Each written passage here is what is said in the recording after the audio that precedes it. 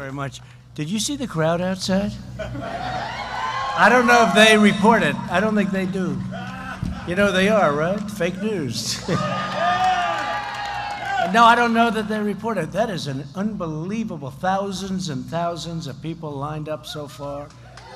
And it was very important for me to come to North Carolina because we wanted to be here, but your governor didn't allow it because he's in a shutdown mode, along with a lot of other Democrat governors, and it's too bad. But I want to thank Kirby and the incredible people I just met, farmers and wonderful business people and really humanitarians. They're incredible people. I'm thrilled to be at the Flavor First Growers and Packers facility here in the great state of North Carolina.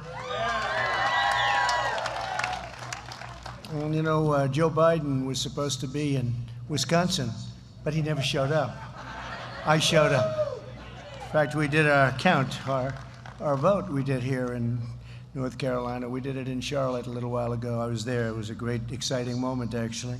Today, we're here to celebrate the incredible work of the farmers and faith leaders and amazing volunteers who are caring for their community through our highly successful Farmers to Families food box program. I just looked at a couple of those boxes and I said, I want to have something right now, but they thought it would be inappropriate because I was coming up to speak. But beautiful looking stuff. We're grateful to be joined by Secretary of Agriculture Sonny Perdue and somebody that you know, Ivanka Trump. And Ivanka's been a big supporter of this project and this whole program, and it's made people that were looking for food happy, and it's made the farmers happy. With all of us, we're just thrilled to be here. You have a representative named Ted Budd. Where's Ted Budd? Where's Ted? Ted, thank you very much. What a great warrior you've been. Ted Budd, Congressman. Thank you, Ted, very much. I appreciate it. And where's Madison? Where is Madison? Is he here? What? Oh, if I had a face like that, I would have been president 20 years ago. If I looked like him, I would have been president 20 years ago, Kirby. Madison Cawthorn, and a real star. You're going to be a star of the party. Thank you very much. What a great guy. Great guy. He was in the Oval Office. I didn't want my picture with him because he looks too good. Great. Proud of you, too. And I hear you're doing really well over there. Thank you very much, Madison. Also want to thank Mitch Gaither and Brian Rose of Flavor First Growers. We appreciate you guys. Thank you. Thank you. And Executive Director of Baptists on Mission, Richard Brunson, and many local leaders are here. Where's Richard? Richard? Which is? Hi, Richard. Thank you very much. Great job. That's fantastic. Thank you, Richard. When the China virus struck our nation, many farmers had no place to send their crops or livestock. At the same time, families across the country were in need of groceries. They wanted to eat well. And next year, they're going to be eating better than ever before because we're going to have a tremendous year, I'll tell you. Economically, you see the numbers coming in, and you see even the employment numbers coming in. In the last quarter, more people hired, more jobs than over 9 million jobs than at any quarter ever before. It's a record. We're going to have a great year. We're going to have a great quarter, but we're going to have a great year. That's why we launched the Farmers to Families Food Box Program. Through this program, the Department of Agriculture is purchasing food from farmers, then local distributors pack and deliver the boxes, and families in need get it, and they get to eat very well. We're tremendously grateful for the 185 employees here at this facility who have packed roughly 7,000 boxes a week. That's not bad, Kirby, right? 7,000 boxes a week is a lot of boxes. Thanks as well to the incredible volunteers at Baptists on Mission who ship boxes to over 200 pickup locations all across your great state. With your help, in just 3 months, we've delivered over 1 billion pounds of food, providing more than 100 million meals to Americans most in need. And this is a program that just got started, and they're already, as soon as I saw it, I saw one line that was hungry and one line that had so much food they had to dispose of it, the farmers. I said, let's put them together. And with Sonny and with all of the people that worked on it, and Ivanka's backing, strong backing, we got it done in literally a week, right? We got it done, and I think might have Might have even been less than a week. That's not bad. Today, I'm proud to announce that we will provide an additional $1 billion to fund the Farmers to Families Food Box program. It's worked out so well. It's worked out so well. In our fight against the China virus, we've launched the greatest industrial mobilization. This is the greatest industrial mobilization. All of the things that we've done to take on this horrible, horrible scourge that's come in, to take on this horrible, terrible plague, I call it sometimes. We didn't deserve this. We didn't deserve this. And they could have stopped it. And we had just signed an incredible trade deal with China. In fact, last week, Sonny was telling me the largest order of corn in the history of our country, twice. Largest order of soybeans in history. But you know, I feel so differently because the ink wasn't even dry on that trade deal when we got hit with the China virus. I feel very differently about it. In our fight against the virus, we've launched this mobilization, and it's the biggest since World War II. Biggest and most successful, too. You'll be hearing that on Thursday night. I'm going to be talking about it because what we've done is incredible. We would have saved, you would have had a situation if you looked at the lives saved. If we didn't close down and now reopen, and we reopen, the problem is your governor doesn't want to reopen. He wants to keep it shut down, and you can't do that because there's a lot of bad statistics on the other side. Shutdowns cause problems, too, with suicide and depression and loss of jobs and loss of a lot of other things. So we have to get your state open. We have to get numerous states open that are run by Democrats because I really believe on November 4th, they're all going to be open. It's going to be a miracle. We got to get Pennsylvania open.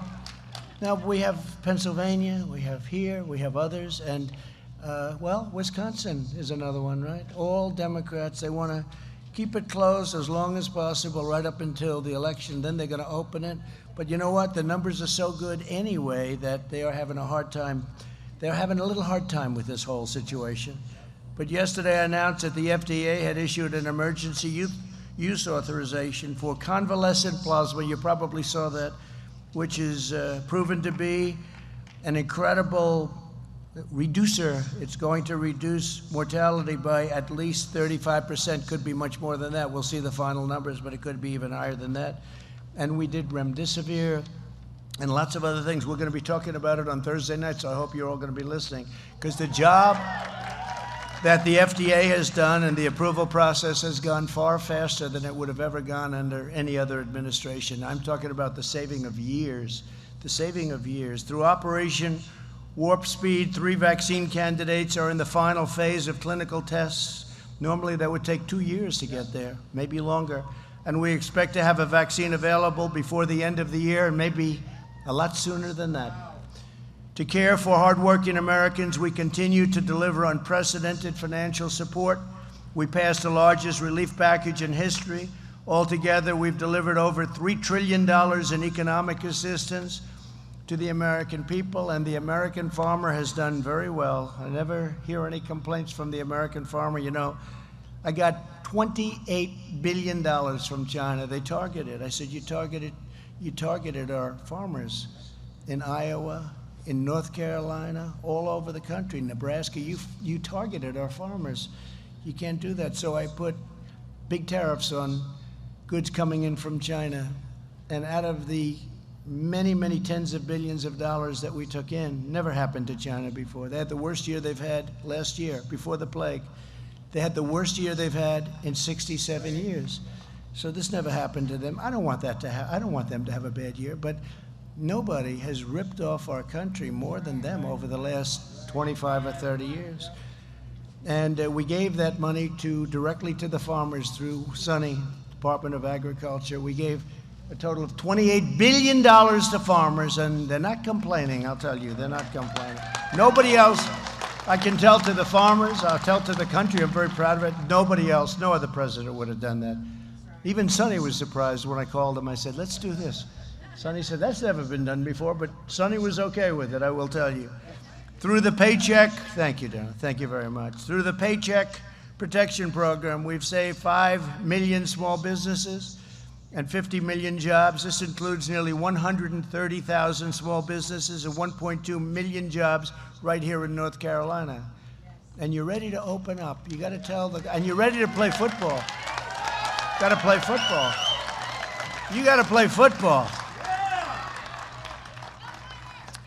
We've delivered over $8 billion in economic impact payments directly to 5 million North Carolina families. And we provided a total of $19 billion to cover farmers' losses due to the pandemic. And then we added another, we got it up to a total. The total was 28, and I guess we're now up to 34, or close to 34. Nobody's ever seen numbers like this. And it was really by putting tariffs on a place that treated us very, very badly. So it was 19 billion, it was 12 billion, it was started off at 12, went to 19, went to 28, and I think it's going to go probably up to about 34 billion. So our farmers will never be tormented again. We've slashed regulations to cut the death tax. Now, the death tax is a big deal. So if you have a farm or a business like Kirby, like your business, and you want to leave it to your beautiful family, which I just met, and they have to go out and get a big mortgage from a bank because they have big estate taxes, call it whatever we call it a death tax, they don't have to do that anymore, Kirby. That's pretty good, right? So you'll be looking down and you'll be saying they're happy. They won't be losing the business or losing the farm. But we've slashed regulations, cut the death tax, state tax, got rid of it for these small farms and businesses, provided direct assistance to farmers unfairly targeted by China, and secured fair and reciprocal trade deals to boost American agricultural import and exports. You know, we have a very unfair situation going because some of our allies are much tougher than our enemies, if you want to know the truth. They put big tariffs on so you can't get your product in. You can't get it in. And I said, that's okay, you can put the tariffs in, but we're going to put the same tariff on you. And it's amazing how quickly those tariffs come off. It's really actually incredible to watch it. Already the great American comeback is very much underway. So we've added the jobs in the United States. If you look at the stock market, it's just about, in fact, NASDAQ just set a new record, and it's over a period of 3 weeks. It's actually, I think, broken the record 14 or 15 times.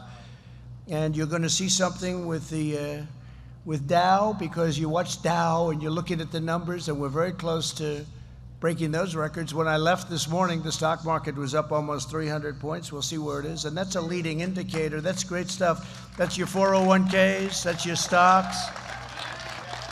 And the economy is quickly following. Wages are up nearly 5%. Retail spending is fully recovered and is at an all-time high. Can you imagine that retail spending is now at a higher level than it was prior to the plague coming in? Can you believe that? I mean, who would think that? And home builder optimism is at a record high. And prices are going up and homes are being built, and it's an incredible thing that's happening. And when we get rid of this virus, which will happen, and it will happen sooner than people think, and that's with the vaccines, but even without the vaccines, it's happening.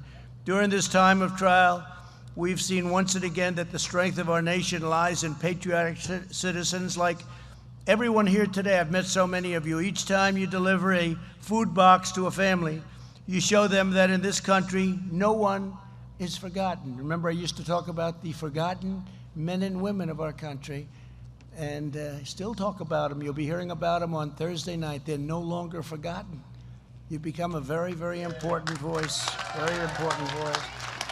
They used to say, who are these people? I said, they're the forgotten people. They work hard.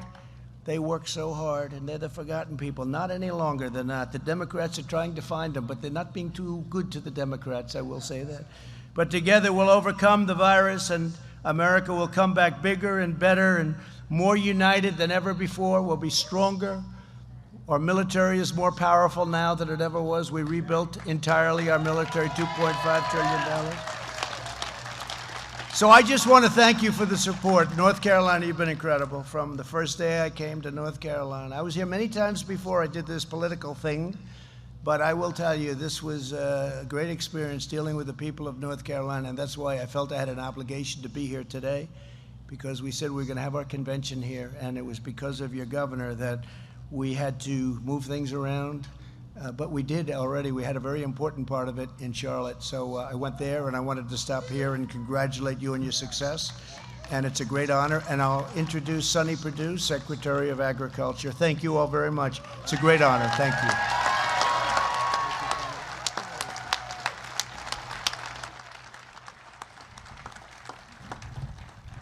Mr. President, as you saw those throngs of people lining both sides of the road from the airport all the way to Mills River here, those were part of those forgotten people that voted for you for 2016.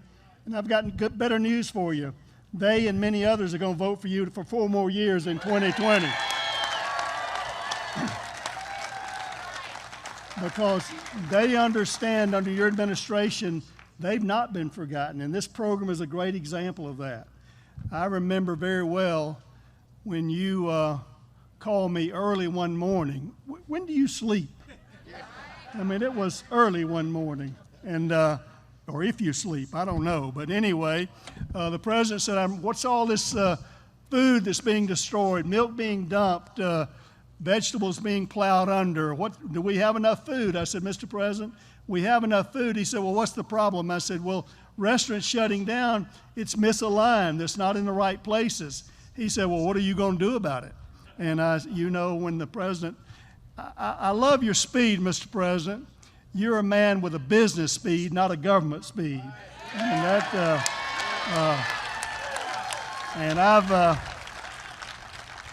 I figure if I want to continue working for you, I better get a business speed too. So that's what we did. And I'm so proud of the people at USDA for designing this program in a very short period of time, a record period of time. Kirby said it right. Typically, a contract like this would have taken, the COVID would have been over by the time we got it done. But we got it done because I knew you wanted to take care of those forgotten people, the farmers who were suffering, the distributors who were suffering with their market loss, but most importantly, those people whose jobs had been gone away and they were shut down and lost their jobs and their families needed food. That's who you were thinking about, and that's why we wanted to get it done quickly. I saw last week, some of you may have watched, I didn't watch much, but I read a little bit about it. We were trying to talk about personalities in politics. Let me tell you what, people don't vote for personalities, they vote for policies and people that get it done, like Donald J. Trump.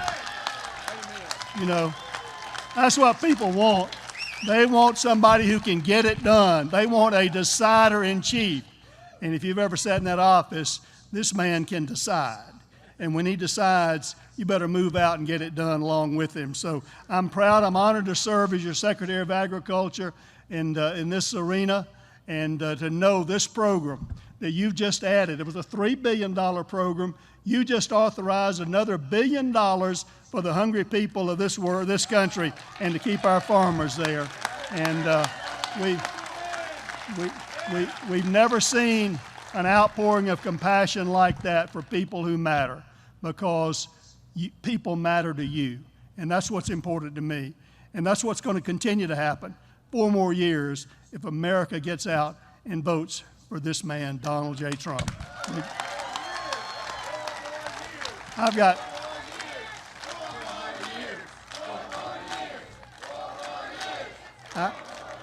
I have someone else that also believes in this program, has been a staunch advocate from the very beginning, who's been a real encourager. She's got kind of an inside track with the president, and because she loves people as well and understands with compassion what a awesome opportunity this is to do the right thing for all the right reasons.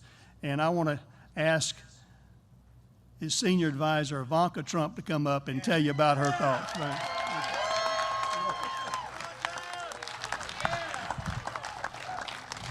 Thank you, Mr. Secretary, and thank you all for being here. I love North Carolina. And I promised my sister-in-law I would say that with particular emphasis, because Laura Trump has told me more about this amazing state than I think just about anywhere. I may know more about North Carolina than I do about New York, and I've lived there most of my life. So I love you all. It's great to be here.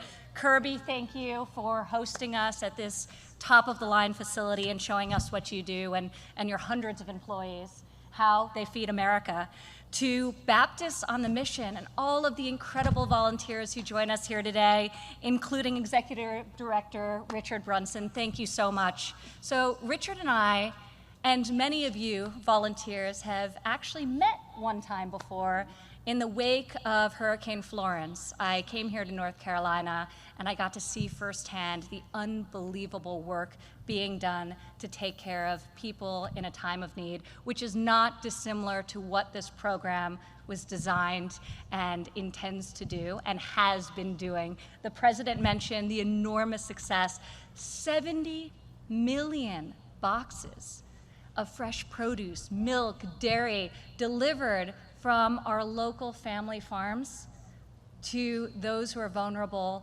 across the country, while at the exact same time saving countless jobs in terms of the distribution network, the distributors, like this great facility that was having to lay people off because the supply chain was severed. So this is truly a win-win-win program. And in government, you can't say that about a lot of government programs, especially one of this scale that was mobilized so quickly. So just an enormous success.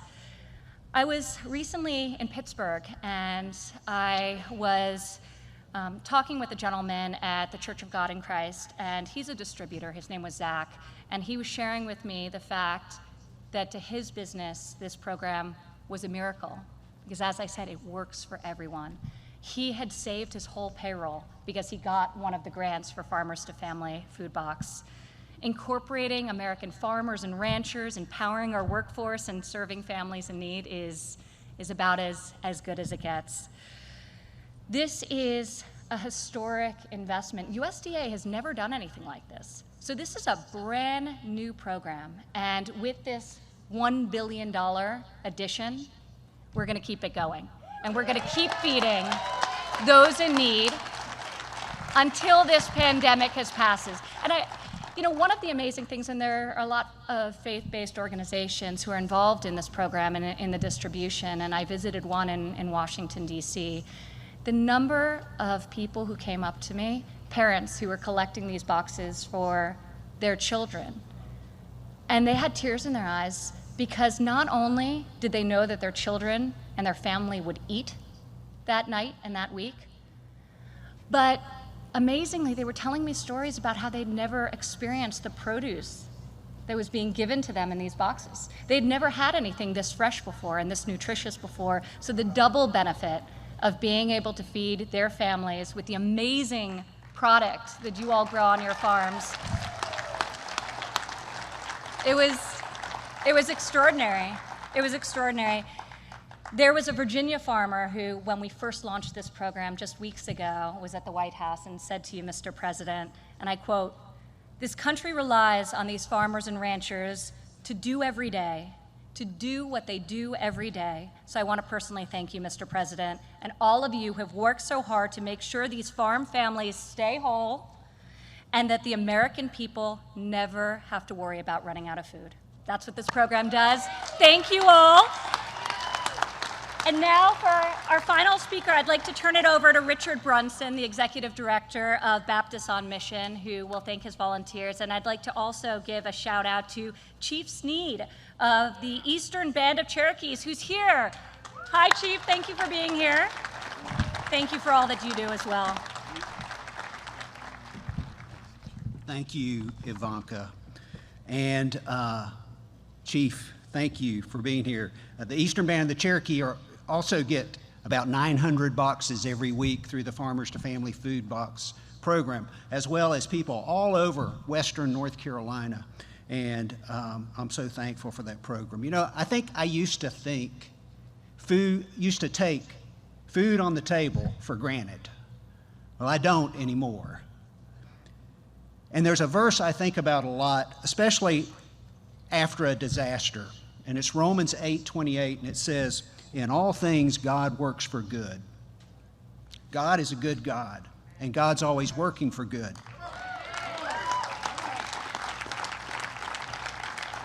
And God calls us to work for good in the lives of hurting people. You know, the COVID crisis because of the COVID crisis, many families across our state are struggling. They're struggling to meet basic needs, including putting food on the table. Being involved in the Farmers to Families Food Box program has given me a much greater appreciation for our farmers and what they do to feed us all. They're some of our most essential workers. And I'm also incredibly thankful for the USDA and the work they're doing to help farmers and to help feed hungry people across our state and our nation. As one of the faith-based groups involved in this program, I hear many stories about the food boxes and the difference that they're making in people's lives. A pastor recently told me about the blessing he had helping put food on the table of those greatly affected by COVID-19. Those that are shut-ins, those that are economically challenged, those who've lost a job, those who are suffering in so many different ways. A waitress who had lost her job, grandparents raising their grandchildren were able to feed their family because of this program. Many who are struggling are those who don't like asking for help, but they needed it during these times. There are also stories of individuals who don't have much, but they'll share what they have by taking that precious box and sharing it with somebody else that they know needs it. For many, it's not just a box of food, it's not just a box of produce, it's a box of hope and love. Well, there's so many people to thank for making this program work for millions of people. Thank you, farmers who are here today. Thank you, volunteers who are here that help distribute these boxes in 200 different places across our state, and mostly churches, but also community centers and senior centers are getting these boxes and passing them out in their communities. Thank you, those volunteers. Thank you, USDA. Thank you, Secretary Perdue. Thank you, Advisor to the President, Ivanka Trump. And thank you, Mr. President.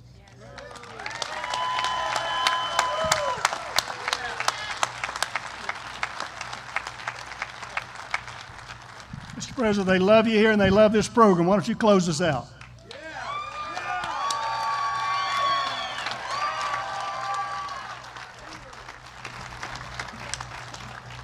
Well, I want to also thank Mark Meadows and Deb for being incredible. You have somebody very capable going to be helping you out, but Mark has been a fantastic chief. We call him chief of staff. We call him chief, but he's done a great job, and I appreciate it. He loves your state. He loves your state. Comes from your state, and he loves your state. Again, we will never take the word God out of our Pledge of Allegiance, as you saw recently happen during the DNC caucus twice, at least twice, and that'll never happen. And I just want to again thank all of the people of North Carolina very much. You're very special people. We've had great, thank you. And I will be seeing you very soon, November 3rd. I think it's the most important election this country has ever had, November 3rd. Get out and vote. Thank you very much, everybody. Thank you.